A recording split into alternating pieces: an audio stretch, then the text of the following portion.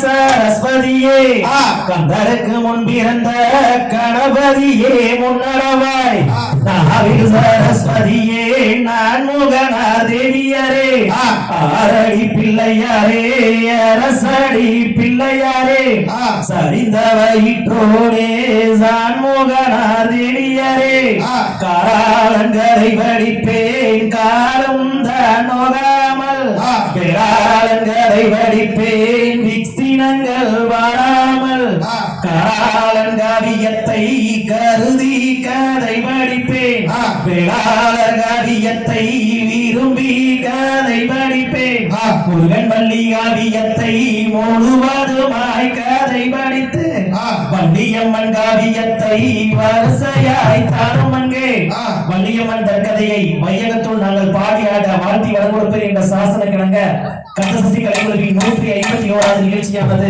இதிலே துவங்குகிறது.